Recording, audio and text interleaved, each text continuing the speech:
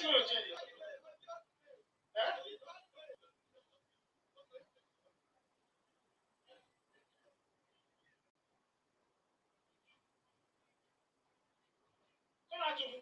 hearing anything for now. It is from my hair. So my people be talking now, they will talk to you. No, no. They will tell me now. I'm not hearing anything. So they break him down. You understand?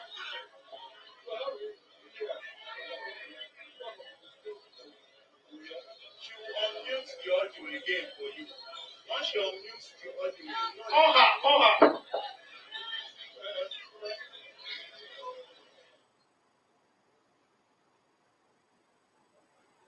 Mr. Chamberlain. All right, let's get back to Lagos, where Laji and Bukky are also there. All right, thank you, Chamberlain.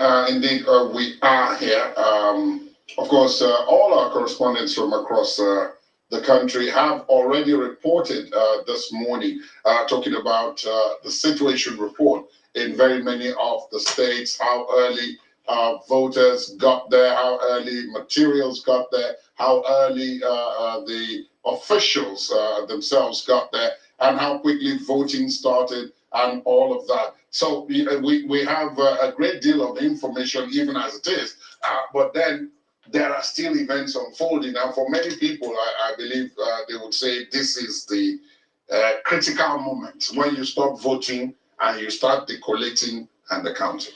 Very important point about critical moment, because the process hasn't been concluded in some parts. And during the post-mortem of the presidential election, 3 weeks ago, INEC acknowledged certain challenges to the extent that their officials did not arrive on time in some parts of the country. As much as acknowledging that some recs deliberately delayed, and INEC has called some resident electoral commissioners to question on that. So in this exercise, there is an intense scrutiny on that process, such that INEC officials must abide by the guidelines. And the INEC boss did emphasize that where there was a delay in the arrival of ad hoc staff, polling officers at a particular polling unit, voting hours should be extended. We had a correspondent report from Victoria Garden City about the delay in the arrival of some INEC officials. So at that polling unit, we will be watching to see if INEC officials abide by the guidelines by extending polling time. I think Shola mentioned 6,000 voters. Voters expected to vote between 2 and 7 p.m. Whereas the voting hours are supposed to be 8:30 to 2:30. To 2:30. That would be a miracle if 6,000 voters will be able to cast their ballots. And this must be seen also across board, across all states of the federation. So it doesn't seem as if there's a preferential treatment given to some parts of the country and it is denied other parts of the country. So we'll keep our eyes on that aspect of the process. We will indeed, even as we continue to monitor the situation in various parts of the country. Dare Idowu, who Chamberlain talked about earlier that we couldn't get hold of. I think Dare now is ready. Dare Idowu, where exactly are you and what's the update? Thank you very much. I'm at Kola High School here in Ibadan, North in Oyo State. Of course, I'm aware that we're following this story across the nation, 28 states. And again, before this election, Oyo has been marked as one of the battleground states where the election will be keenly contested. And we've seen that in almost everywhere we've gone to. So we started, the day started off here because this is a super rack. At this particular center, INEC officials, materials were mobilized from this point, a lot of them from here. And after then, the setting up didn't take a lot of time because, again, there are 3 polling units here. This is Ward 5, there's Unit 2, Unit 39, and Unit 40. So let me give you an idea before I bring in someone I'm going to be talking to. What is going on in the background that I think you can see on the camera right now is the sorting and counting has started. This particular polling unit, Ward 5, Unit 039, The election started quite early, 8:30 at the exact time people started voting, because even before the electoral officers were able to set up the cubicle and everything, people were already on standby, waiting in line to cast their vote. So polls opened at 8:30, closed exactly at 2:30, and that is why at the moment sorting and counting has been going on, and that is what is going on there. But we've gone around town. We joined the police and the resident electoral commissioner of the state. We moved around just to assess the situation, security situation, because again, there's been one information or the other about whether the process has been going on quite smoothly in some axes. So the commissioner of police in the state said is very certain that they've been able to they've been able to nip it in the bud if there was any in the first place. Then we also had a chat with the resident electoral commissioner, who promised that, again, this time around, the beavers have been working optimally, and they hope, because again, we can't assess the IRF just yet, but they hope, because of the fact that they've been able to assess what the performance of the beavers, that would also translate that the results portal would run optimally as well. So I've got an observer joining me at this point, who has also gone around just to have a perspective of his own, what is found on the field. Please talk to us. Where did you go to, and what did you observe? Well, we have been to Inara, we've been to Southwest, Northeast, Ibadan North, and some of our people are outside Ibadan, Osogbo, Oyo, Saki, and so on. What we have seen so far, the election has been very peaceful. And INEC this time tried. In some of the places we went to, INEC came early, and the people came out to vote. And so far, so good. There are no issues of any violence anywhere. It has been very peaceful. And the people conducted themselves and did the voting in some of the places. As I'm talking to you now, some people have started counting, and those people know that their vote will count. We need to commend INEC for what they did in Oyo State, and Oyo State is very peaceful. Okay, so from your observation and from the report that you got from the men on the field, so I would like to know, what are the reports, especially when it comes to security? No, the security in Oyo State was perfect this time around, and most of the polling units, you see the security people on standby, even along the process of the street and so on. The security is very tight. The Commissioner of Police did very well to make sure there's enough security, and the security is perfect. So far, so good. We have not seen anybody that breached security in the state for the places we have been so far. I give kudos to the Commissioner of Police and all the good people of Oyo State who conducted themselves and came out to vote.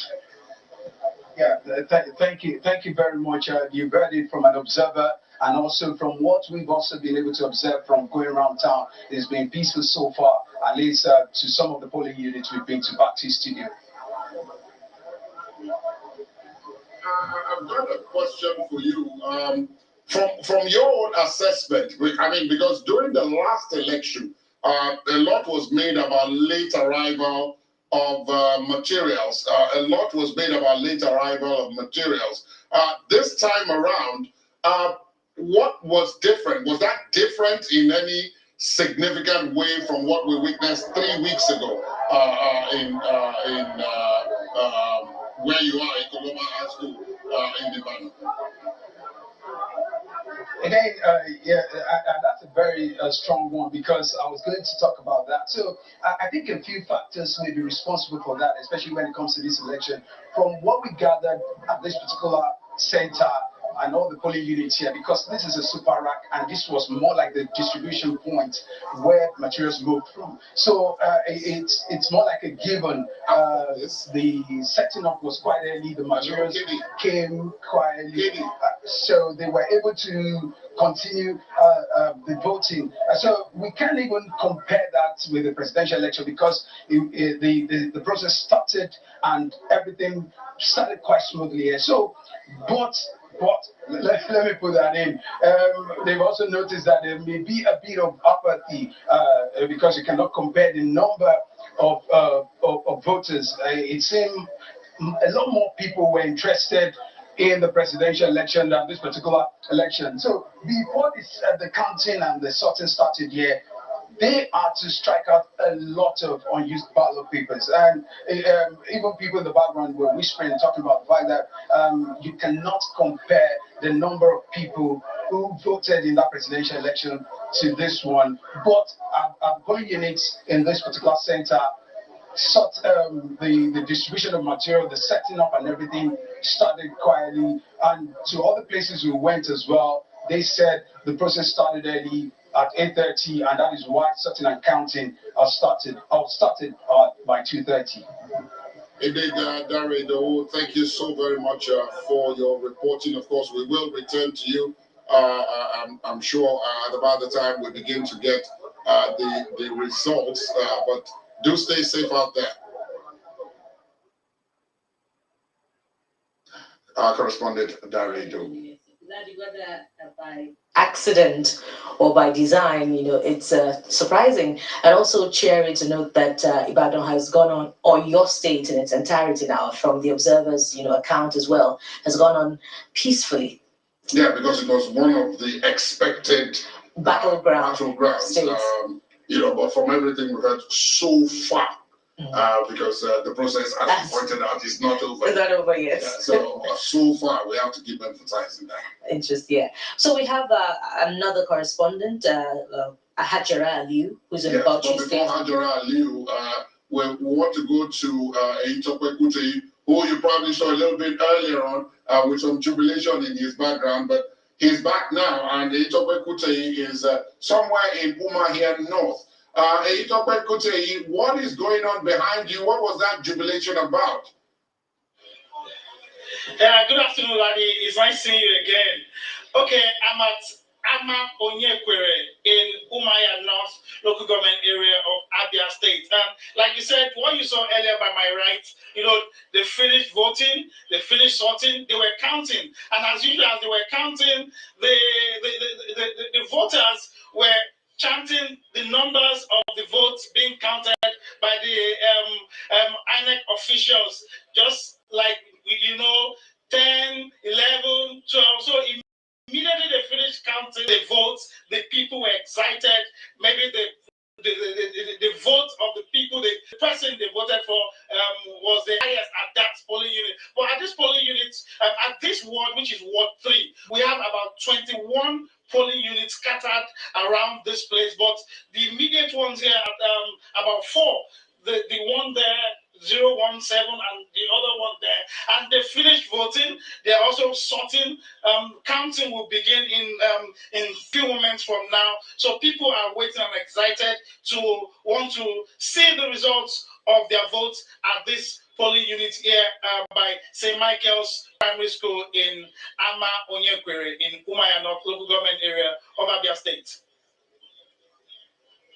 Mentioned that, of course, we have gotten to the stage of counting and possibly announcement of the results. But I want to take you back to ask about the background to all of this. I mean, the entire process, starting from arrival. Some of the reports that we received from other places indicated a mixed bag. In some places, INEC officials arrived very early and were the ones waiting for the voters. In some parts of the country, the voters got there before them and they were the ones waiting for the INEC officials. What was the case where you were? Okay, let me just give you a background to what happened this morning. We traversed the 3 senatorial zones in Abia State today. We touched like some local governments in the 3 senatorial zones. We left very early. But the thing is, for most places we visited, there was this experience of late arrival of materials. Some other places, like here, according to people here, the INEC officials arrived early. That's why they could finish voting early and counting it all now. So some other parts where we visited, there were this experience of late arrival of material, but not like they said, not like the presidential presidential and National Assembly election. There were experiences of late arrival. It wasn't as late, deep late as the presidential and National Assembly. So I think from everything we gathered, INEC improved on the timing and logistics. The problem faced during the National Assembly election, it's been worked on, and I think it wasn't really too much for the lateness this time around. And also, in the morning, we also saw the excitement of aged people, women of 75, 77. They were eager to cast their votes at their polling units at Umuahia North, where we visited. And their message to INEC is to ensure that this election is free, fair, and credible. And they're waiting to see the outcome of the election and to see that their votes count in this election. Indeed, that is the expectation. Tope, speaking of reviews, still, give us a sense of, voter turnout in this election, particularly as against what transpired in the presidential election. Is it better, or does it leave more to be desired? Yeah, fantastic question.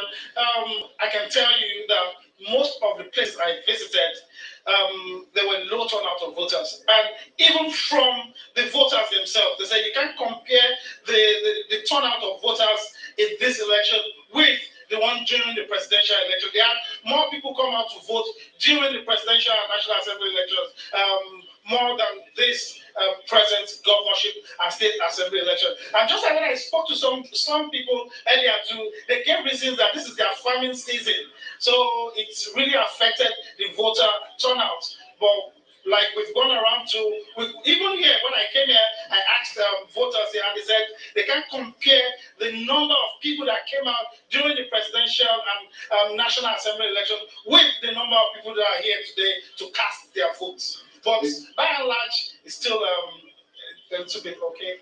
That's it. Tope, thank you so much for your reporting. Of course, we'll keep with you on this. But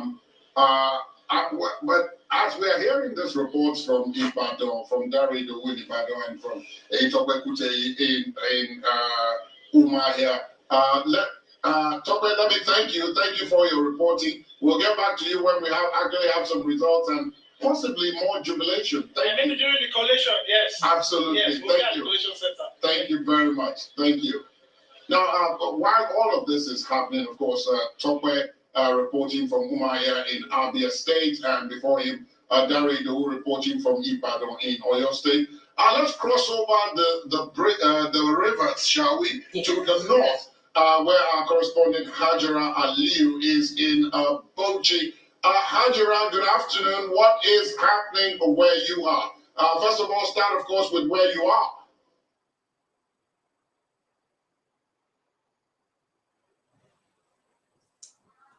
Lagos is the toughest center.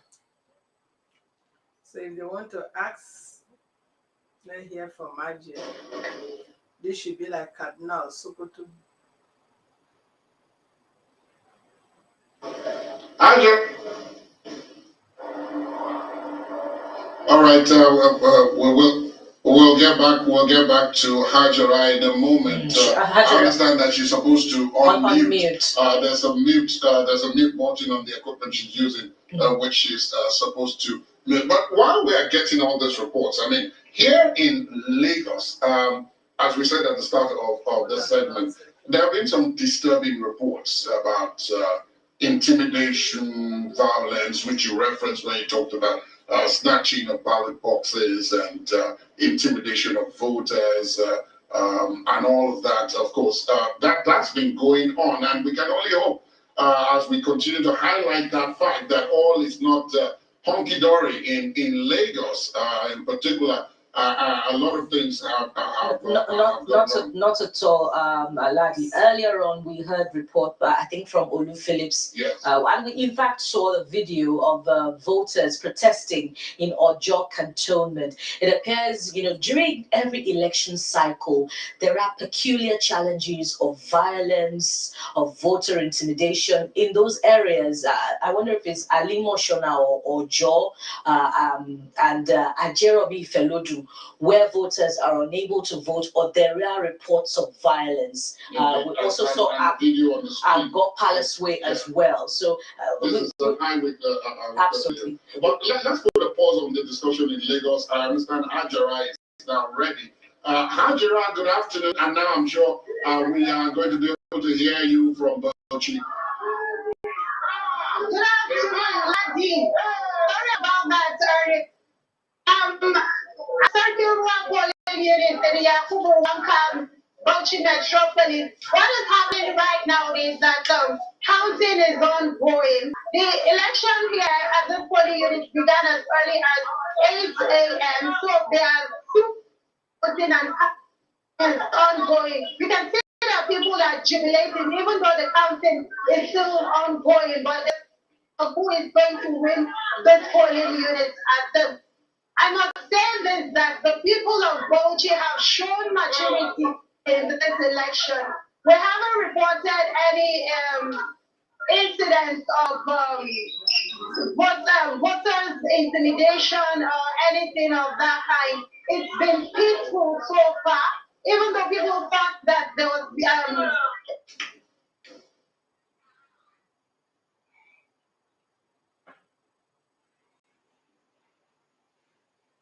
From all indications, Hajara's audio is proving challenging. But of course, we did hear enough to know that one, she said that the elections have been fairly peaceful. No acts of violence have been reported. I will not, of course, proceed that with as at now, and that people have proved resilient. They behave with maturity, and that in very many places the elections, the voting started on time. And that now they've got into the stage that's the situation in Bauchi. Of course, we will return to Hajara. In fact, there's more to find out from Hajara. The demography of voting, I could see a lot of women in the background there, but we must pause the conversation for now, as you said. And return to Abuja, where Chamberlain, Mabwe, and Nyota are chaffing to get into the conversation. So here it goes, guys. Oh yeah, just to give a pictorial representation of what it does look like out there, all the images that have been shown, the ones you've seen, and probably the ones you'll be seeing much later. So we do have states where all of these elections will be holding. Well, yes, we did let you know earlier that in the FCT here, there will be none of those elections, but there are several other elections, as we did highlight. 24, 28 governorship seats will be up for grabs. Gentlemen, can we see all of those? And there you go. So, so 28 of those seats will be up for grabs. 993 state assembly seats, keenly contested. 1,021 constituencies will also be going on there. But if you look at that map and all of those states, so you see Osun, Ekiti, Ondo, so I got this report. I don't know how true it is. Bayelsa. It says some those are the agents have states been where arrested with more governorship elections will not hold. Will also reserve prepaid ATM cards with the name that does look like, of course, state assembly elections will be holding endowment scheme and cash. Chamberlain, just to remind our viewers once again, 91.8 million registered voters, 173,784 polling units. The places where these elections are supposed to be held. I mean, you have already highlighted the fact that, you know, the states where these elections will not be holding are right there on the screen of our viewers. And I think we also see there the states where governorship elections will hold, states where governorship elections do not hold, and states where governors will be seeking re-election. 11 of them in total. I think we can move to the next slide now. Yes, highlighting that.